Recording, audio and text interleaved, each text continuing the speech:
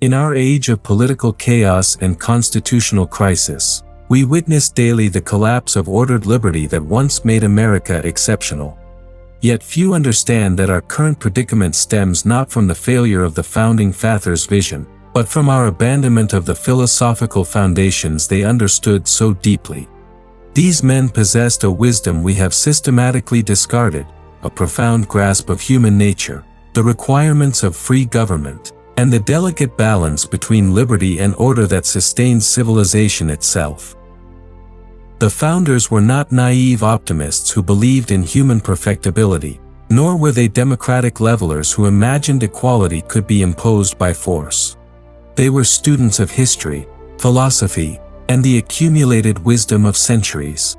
They understood that lasting freedom requires more than revolutionary enthusiasm. It demands the cultivation of virtue, the preservation of tradition, and the recognition that political order must rest upon moral and transcendent foundations. What they knew, and what we have forgotten, holds the key to America's renewal.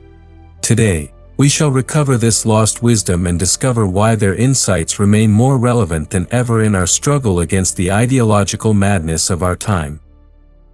Chapter 1: The Founders' Understanding of Human Nature. The greatest wisdom the Founding Fathers possessed was their clear-eyed understanding of human nature, an understanding we have abandoned in favor of sentimental delusions about human perfectibility. Unlike the utopian dreamers of today, the Founders knew that man is a fallen creature, capable of both nobility and depravity, requiring institutions that channel his ambitions toward the common good while checking his worst impulses. James Madison's famous observation that, if men were angels, no government would be necessary, reflects this profound realism. The Founders had read their Aristotle and their Augustine, their Cicero and their Aquinas. They understood that political institutions must account for human frailty, not ignore it. This is why they designed a system of checks and balances, separation of powers, and federalism, not because they distrusted democracy, but because they understood democracy's inherent dangers. Alexander Hamilton recognized that the science of politics is the science of human nature. The Founders studied the rise and fall of republics throughout history, from ancient Athens and Rome to the Italian city-states and the Dutch Republic. They saw how democracy could degenerate into mob rule, how liberty could collapse into license, how equality could become tyranny. They designed our Constitution not as an expression of abstract idealism, but as a practical bulwark against these eternal human tendencies. Consider their approach to the problem of faction. Madison in Federalist 10 does not propose to eliminate faction, which would require destroying liberty itself, but to control its effects through institutional design.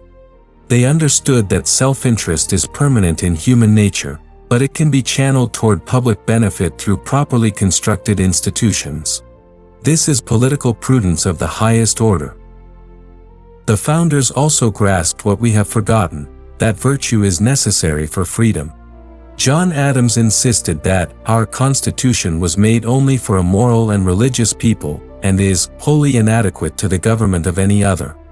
They knew that no system of laws, however cleverly designed, could substitute for the internal restraints of conscience, tradition, and reverence for divine order. Today's politics assumes human nature can be fundamentally transformed through the right policies or social programs. The Founders knew better. They built institutions that could function despite human imperfection, while creating space for virtue to flourish. This is wisdom we desperately need to recover. Chapter 2: The Moral Imagination in Constitutional Design. What distinguished the American founding from other revolutionary movements was the Founders' reliance on moral imagination, their ability to envision a form of government that honored both human dignity and human limitation. Unlike the French revolutionaries who sought to remake society according to abstract theories, the American Founders drew upon centuries of English constitutional development and classical political wisdom. The Constitution itself represents a triumph of moral imagination over ideological thinking. The founders did not begin with a theory of the perfect society and attempt to impose it by force. Instead, they studied the failures of previous republics and sought to create institutions that could preserve liberty while maintaining order. They understood that sustainable government must grow organically from a people's historical experience and moral character. Take their conception of federalism. This was not merely a practical compromise between large and small states, but a profound insight into the nature of political community. The founders recognized that human beings need multiple levels of association, family, local community, state, and nation, each serving different aspects of human flourishing. Centralized power inevitably destroys these mediating institutions that stand between the individual and the state. Their approach to religious liberty reveals the same moral imagination. The First Amendment was not designed to banish religion from public life, but to prevent the establishment of a national church while protecting the free exercise of faith. The founders understood that religion provides the moral foundation necessary for self-government. George Washington's farewell address warns that it is folly to suppose that morality can be maintained without religion. The founders' vision of representative government also demonstrates moral imagination. They rejected both direct democracy and monarchy, creating instead a republic where elected representatives would deliberate on the common good while remaining accountable to the people. This required citizens capable of choosing virtuous leaders and representatives wise enough to resist popular passion when it conflicted with justice.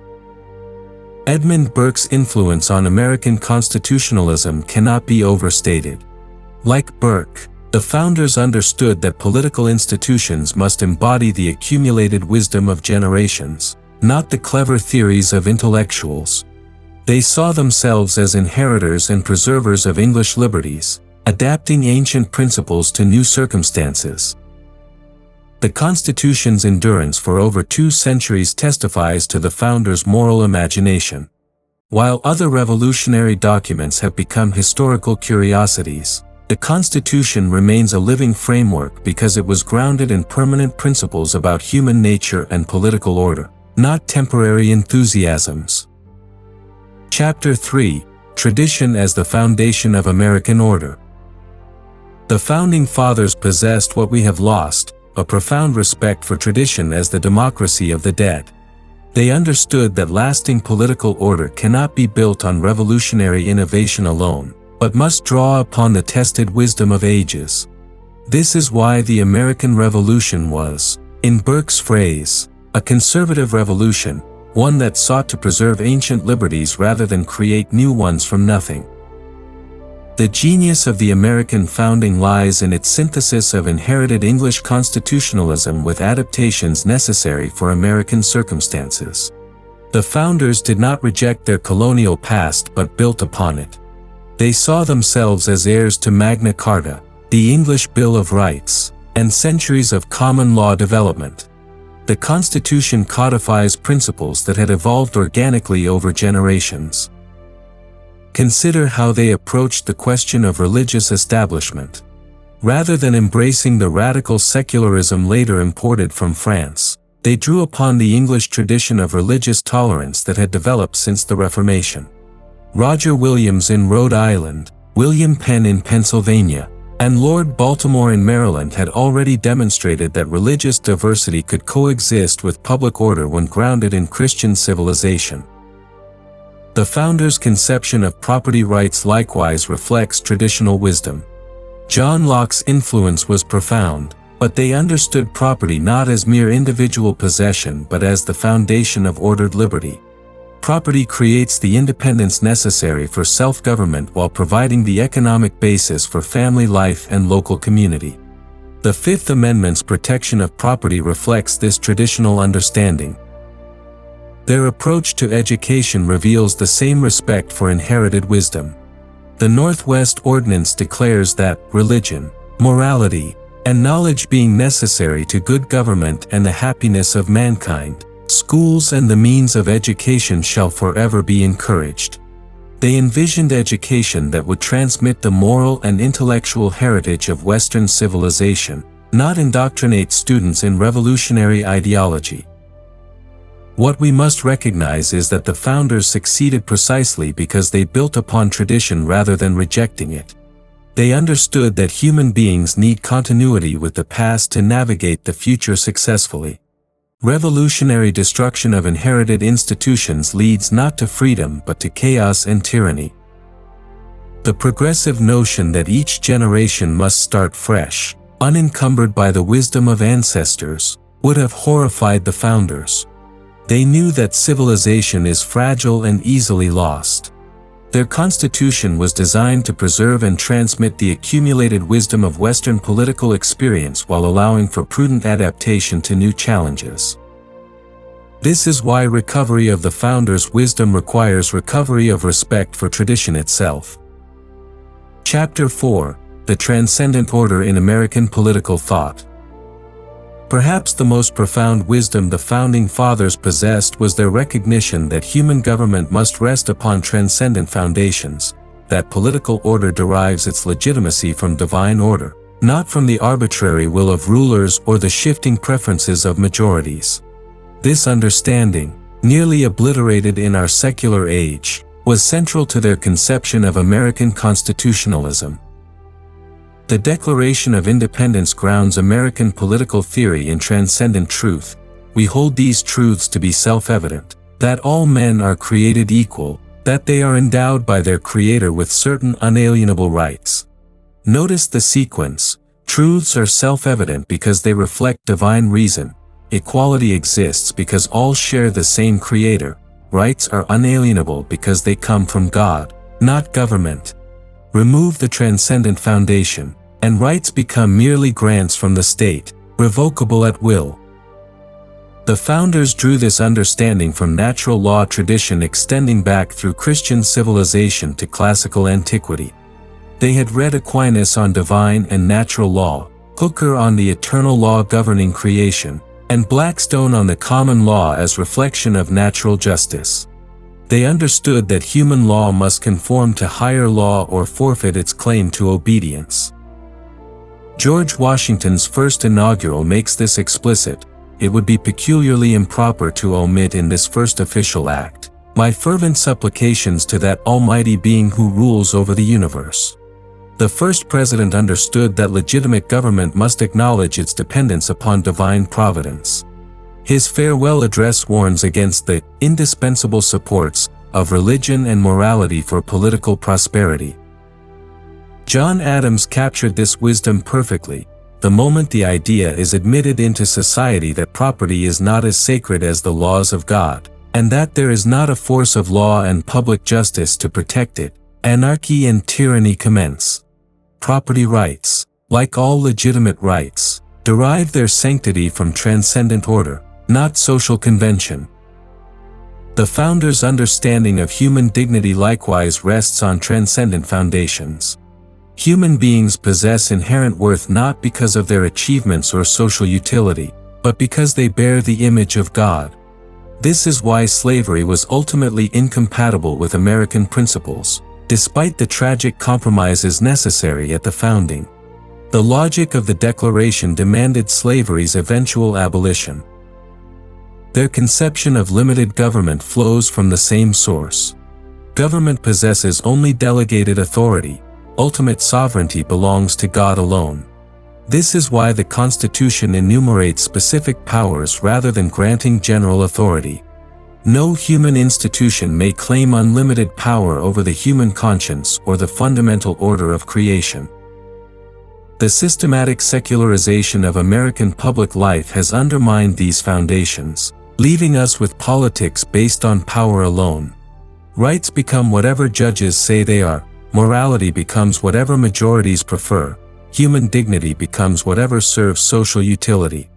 The founders would recognize this as the path to tyranny. Recovery of constitutional government requires recovery of transcendent foundations. Chapter 5: Equality Rightly Understood. Among the profound truths the Founding Fathers grasped but we have perverted is the proper understanding of human equality.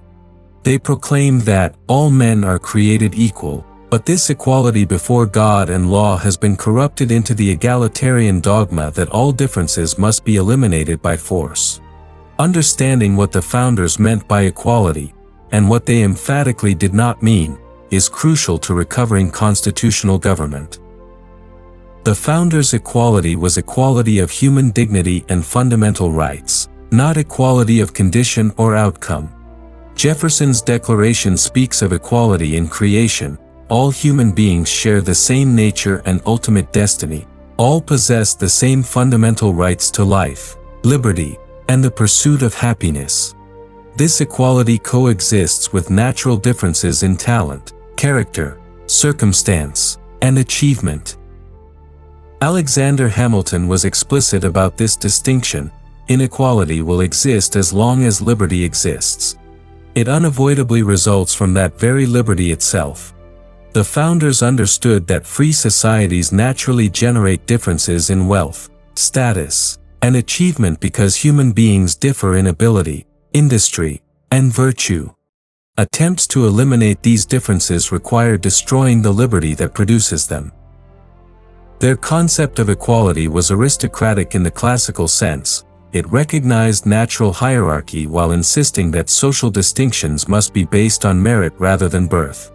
John Adams defended natural aristocracy, based on virtue and talent, against artificial aristocracy, based on inherited privilege. The Constitution's prohibition of titles of nobility reflects this principle. The founders envisioned a society where everyone enjoys equal protection of the laws and equal opportunity to pursue their calling, but where natural differences would produce different outcomes. They would have been horrified by modern attempts to engineer equal results through government coercion. Such policies violate both liberty and justice. Thomas Jefferson's famous correspondence with John Adams about natural aristocracy illuminates their thinking. Jefferson argues that nature has created a natural aristocracy of virtue and talent that should guide society, while warning against the artificial aristocracy of wealth and birth that corrupts government. Both men agreed that republican institutions should elevate natural merit while preventing the concentration of inherited power. The founders also understood that equality properly understood serves order rather than destroying it. When all citizens enjoy equal protection of their rights and equal access to justice, society achieves stability and legitimacy. But when equality becomes a weapon against natural differences and traditional institutions, it breeds resentment and revolution. Modern egalitarianism has abandoned this wisdom, treating all inequalities as injustices to be corrected by state power. The result is not greater justice but the destruction of merit-based distinctions and the corruption of institutions through quota systems and group preferences. The founders knew that such policies would destroy both excellence and social harmony. Their understanding of equality was grounded in natural law and divine creation, not ideological theory. Recovery of constitutional order requires abandoning egalitarian dogma and returning to equality rightly understood. Chapter 6: Political Prudence versus Ideological Thinking. The Founding Fathers possessed political prudence, the practical wisdom that enables statesmen to navigate between abstract principles and concrete circumstances. This prudence, which Burke called the science of government, has been replaced by ideological thinking that subordinates reality to theory. Understanding this distinction is essential to recovering the founders' wisdom. Political prudence recognizes that government is an art, not a science. While certain principles remain constant, human nature, the requirements of justice, the need for order, their application must vary according to circumstances. The founders understood that what works in one time and place may fail in another, that theoretical perfection often proves practically disastrous. The Constitutional Convention exemplifies prudential thinking. The founders came with different theories about government, but they were willing to compromise when theory conflicted with practical necessity. The Connecticut Compromise, the 3/5 Clause, the Electoral College, all represent prudential adaptations of principle to circumstance. however imperfect from a theoretical standpoint. Madison's evolution from Virginia Plan nationalist to defender of states' rights illustrates prudential flexibility. When he saw how federal power could be corrupted under Jefferson's successors, he adapted his thinking without abandoning his principles. This is wisdom, not inconsistency. The founders' approach to slavery demonstrates both the strengths and limitations of prudential politics. They recognized slavery's moral evil but understood that immediate abolition might destroy the Union and make gradual emancipation impossible. Their compromise was imperfect, but it preserved constitutional government while containing slavery's expansion. This prudential approach ultimately made Lincoln's constitutional anti-slavery argument possible. Contrast this with ideological thinking, which subordinates all considerations to theoretical consistency. The French Revolution illustrates ideological politics perfectly. Abstract theories about equality and popular sovereignty led to the terror and dictatorship. The French revolutionaries preferred theoretical purity to practical wisdom, with catastrophic results. American progressivism represents the triumph of ideological thinking over prudential wisdom. Progressive intellectuals treat the Constitution as an obstacle to enlightened policy rather than accumulated wisdom about limited government. They prefer expert administration to constitutional constraints, theoretical solutions to practical experience. The New Deal marked a decisive shift from prudential to ideological politics. Rather than working within constitutional limits to address economic crisis, Roosevelt's administration claimed unlimited power to remake American society according to progressive theory. The result was permanent expansion of federal power and the administrative state. Today's politics suffers from complete abandonment of prudential thinking. Both left and right prefer ideological purity to practical compromise, theoretical consistency to adaptive wisdom. The founders would recognize this as the path to political breakdown and eventual tyranny. Recovery of constitutional government requires recovery of political prudence, the wisdom to distinguish between eternal principles and temporal applications, to prefer practical solutions to theoretical perfection, to value institutional stability over ideological victory. The founders succeeded because they combined principled commitment with prudential flexibility. This is the wisdom we must recover. Chapter 7: The Permanent Things in American Constitutionalism. The ultimate wisdom the Founding Fathers possessed was their ability to distinguish between the permanent things that must be preserved and the contingent circumstances that may be changed. They designed a constitutional system capable of adapting to new conditions while maintaining fidelity to eternal principles about human nature, justice, and the requirements of free government. The permanent things in American constitutionalism begin with the recognition that human beings possess an unchanging nature, capable of reason and virtue but prone to passion and vice, created for community but needing individual liberty, requiring authority but corrupted by power. The Constitution's endurance rests on this realistic anthropology rather than utopian assumptions about human perfectibility. The principle of limited government represents another permanent thing. Because human beings are not angels, no individual or institution can be trusted with unlimited power. The Constitution's system of checks and balances, separation of powers, and federalism reflects this eternal truth. These structural limitations matter more than the particular individuals who occupy offices. The rule of law constitutes a third permanent element. Justice requires that power be exercised according to established principles rather than arbitrary will. The Constitution's provisions for due process, equal protection, and protection of rights reflect the ancient wisdom that law must govern rather than men. This principle transcends particular legal codes while requiring their consistent application. Religious liberty embodies another permanent principle, that the human conscience answers to God rather than Caesar, that ultimate questions about meaning and morality lie beyond political authority.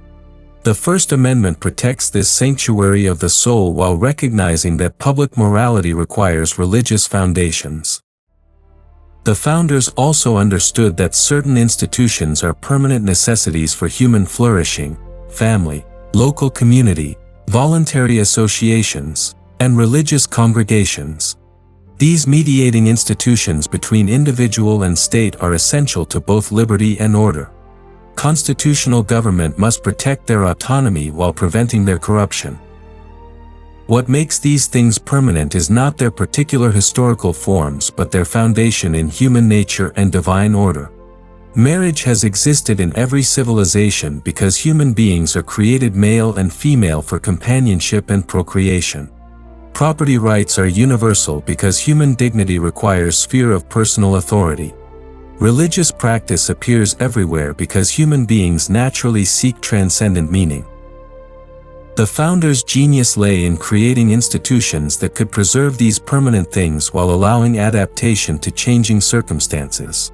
The Constitution provides a framework flexible enough to address new challenges while maintaining fidelity to fundamental principles. Modern progressivism attacks this wisdom by treating everything as historically contingent and subject to revolutionary transformation. Marriage becomes whatever individuals prefer, human nature becomes whatever science or politics can engineer, transcendent truth becomes whatever serves power. The result is not liberation but chaos and tyranny. Recovery of constitutional government requires recovery of the permanent things, recognition that some truths about human nature and political order are unchanging, that some institutions are essential to human flourishing across all times and places, that civilization depends on preserving this accumulated wisdom while allowing prudent development. The founders succeeded because they built on permanent foundations while creating space for legitimate change. This is their greatest gift to us. Conclusion. The wisdom the founding fathers possessed and we have forgotten can be recovered, but only if we abandon the illusions of our age and return to the permanent things they understood so well. Their legacy is not a museum piece to be admired but a living tradition to be renewed through faithful application of eternal principles to contemporary challenges. We must recover their realism about human nature, their respect for tradition as accumulated wisdom, their recognition that political order requires transcendent foundations. We must abandon egalitarian fantasies for equality rightly understood, ideological thinking for political prudence, revolutionary innovation for organic development. Most importantly, we must recognize that the permanent things they preserved, human dignity, limited government, rule of law, religious liberty, and the institutions that sustain them, remain as necessary today as they were at the founding. These are not mere historical accidents but requirements of human flourishing in any age. The choice before us is clear: we can continue down the path of ideological radicalism that leads to chaos and tyranny, or we can recover the constitutional wisdom that made America a beacon of ordered liberty. The founders' example shows that such recovery is possible when a generation commits itself to permanent principles over temporary fashions. Their wisdom awaits our rediscovery. The permanent things endure, as they always have, ready to sustain those who have eyes to see and courage to embrace them. This is our generation's calling and our greatest hope.